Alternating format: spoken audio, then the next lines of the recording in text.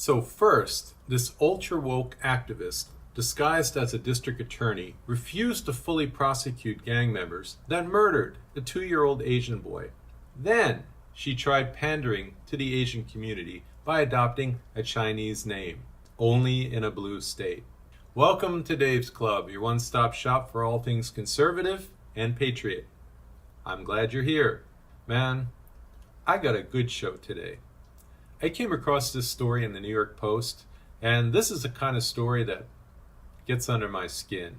The woke never cease to amaze me. This DA was just elected in November, and she ran on a platform vowing to disrupt prosecutions and instead rely on probation for most crimes, including felonies.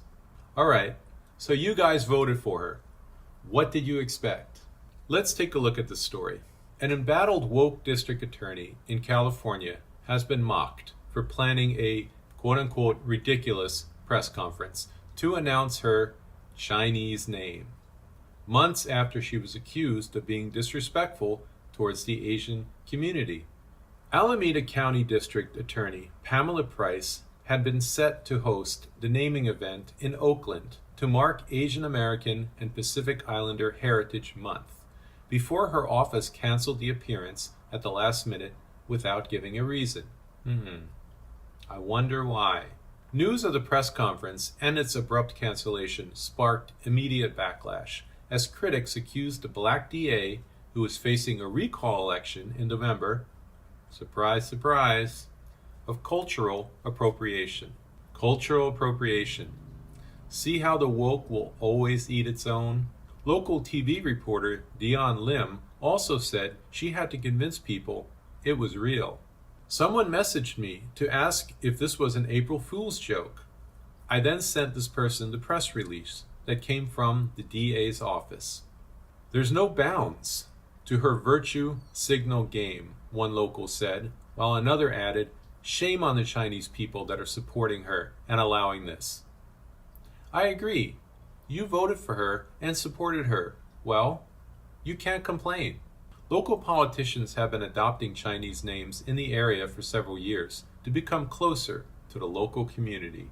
Vice President Kamala Harris was among the first to do it when she was running to be San Francisco's DA back in 2003. Why am I not surprised? The progressive DA was last year accused by former staffers of being condescending and disrespectful towards Asians, with at least 2 veteran prosecutors resigning over Price's radically progressive agenda. Victims deserve better, Danielle Hilton, who had been with the DAs for nearly 3 decades, said in a scathing resignation letter. Oh, you think victims deserve better? You don't think criminals are human too? You don't think murderous gang members deserve their civil rights? Hilton, who told the DA she could no longer perform her duties in good conscience, asserted that Price's progressive agenda had tipped the scales away from providing justice to those devastated by violent crime. No kidding. Welcome to Blue State, California. It involves the family of Jasper Wu. The toddler was asleep in his car seat when he was killed, struck by a stray bullet in a rolling gun battle between rival gangs on 880 in Oakland. The shooting happened in November of 2021. His family spoke only to ABC 7 News anchor Dion Lim today about a meeting they had with the DA this week, which left them unsettled. When I sat down with Ann Wu and her husband 1 month ago, they expressed concerns over Alameda County DA Pam Price's new guidelines, not allowing prosecutors to file or require defendants plea to sentencing enhancements. Those worries were made tenfold this week after Price met with the Wu family on Tuesday. My main concern is still the same. I still worry that it won't be the full extent of sentencing. Jasper Wu was tragically shot and killed on November 6, 2021, during what law enforcement call rolling gunfire between rival gangs on 880. Prior to that meeting, I also obtained a series of emails, which Price sent to members of the Asian American community and county supervisors. In one, she claims certain vocal members of the local Chinese community and media, including reporter Dion Lim, misled the public. In another email 1 week later, Price addresses Chinese communities, calling many misinformed and blamed them for spreading misinformation. It's something that did not sit well with Ms. Wu.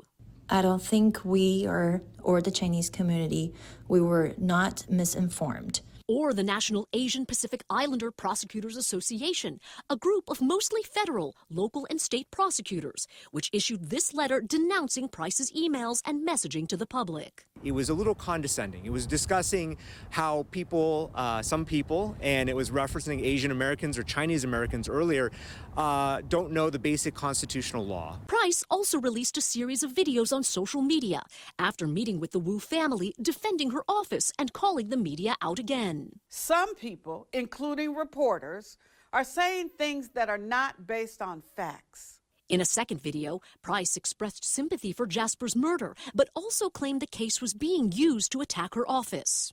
The kind of racist messages that my office has received and directed at me personally is unprecedented. There you go.